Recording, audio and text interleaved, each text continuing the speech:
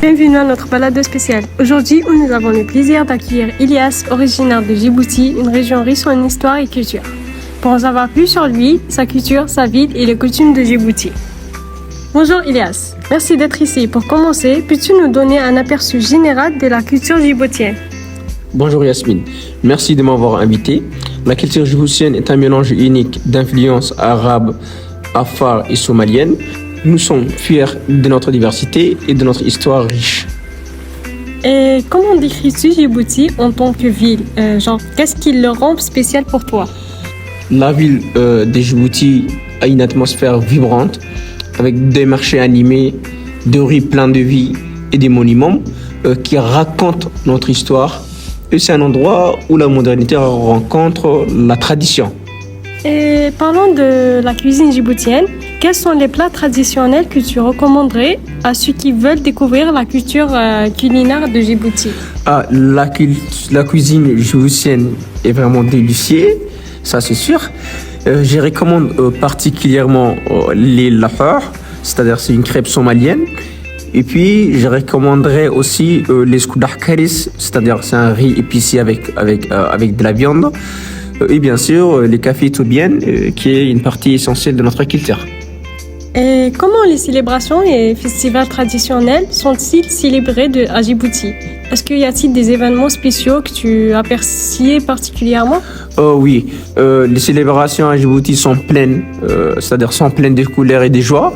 Les festivals comme la fête de l'indépendance sont marqués par des défilés et des danses traditionnelles et des festivités bien animées.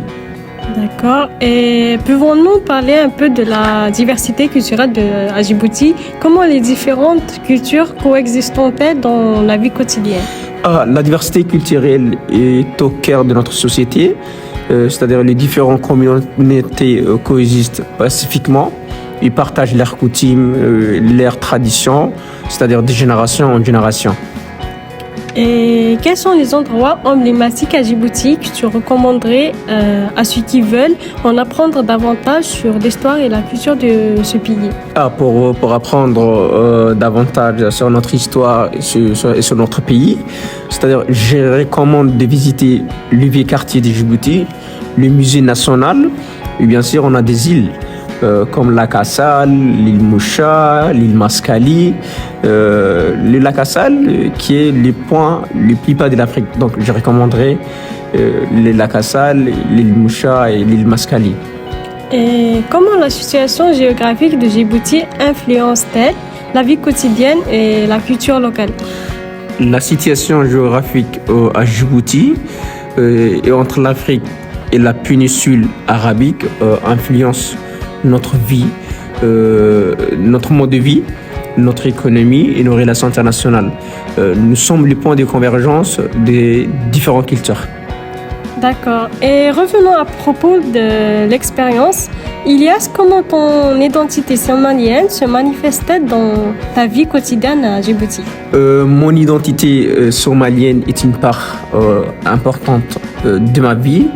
Cela se reflète dans ma langue, ma cuisine et ma manière de célébrer les occasions spéciales.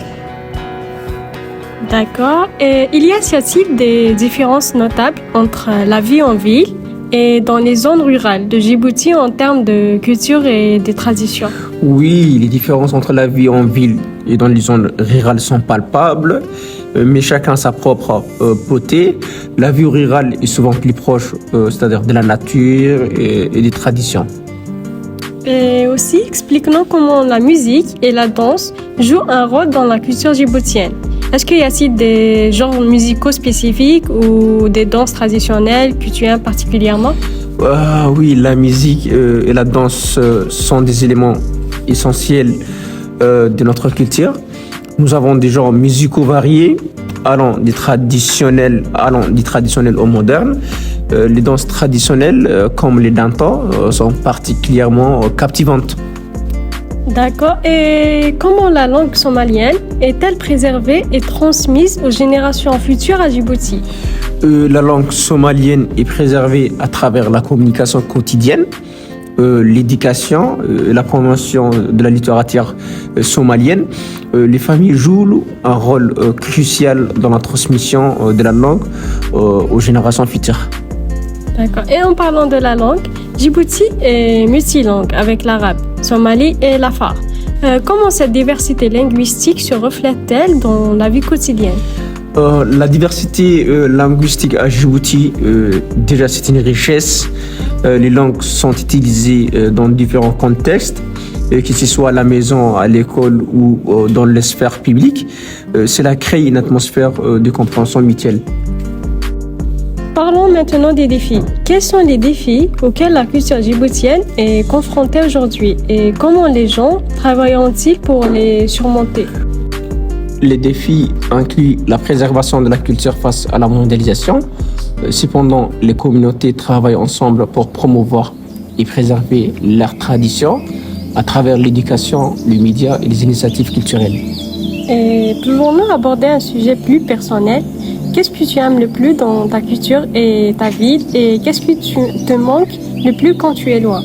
Ce que j'aime plus, c'est la chaleur de notre communauté, la fierté de notre tradition, la beauté naturelle de Djibouti. Quand je suis loin, la cuisine et les célébrations festives m'y manquent plus. En conclusion, Ilias, quel message ou quel aspect de Djibouti aimerais-tu partager avec le reste du monde pour mieux comprendre et apprécier cette culture unique? Ah oui, j'aimerais que le monde sache que Djibouti est bien plus qu'une simple destination géographique. C'est un lieu où la diversité culturelle est célébrée, où les passés et les présents se rencontrent, créant une mosaïque vibrante et captivante. Donc, venez découvrir la magie de Djibouti par vous-même.